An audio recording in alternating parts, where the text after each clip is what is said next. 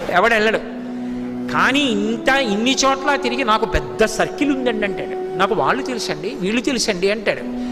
ఆఖరణ ప్రాణం పోయాక వెనక వచ్చేవాళ్ళు ఎవరు రారు అని తన శరీరమే కాలిపోతుంటే చూసుకుని ఏడుస్తాడు. చీకటి పడిపోతే అయ్యో ఓపికన్నప్పుడు ఒక్కరోజు గుడికి వెళ్ళలేదురా, ఓ ప్రవచనం వినలేదురా, ఓ ప్రదక్షిణం చేయలేదురా, ఓ పూజ చేయలేదురా అని అప్పుడు ఏడుస్తూ ఉంటాడు. ఎవరు ఊరుకోబెట్టేవాళ్ళు ఎవరు ఉండరు.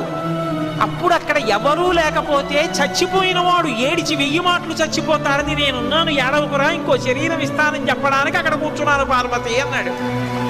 ఆయన్ని పట్టుకుని శ్మశానవాసి అని చెప్పి నింద చేయడం కన్నా కృతజ్ఞత ఇంకొకటి ఉంటుందా?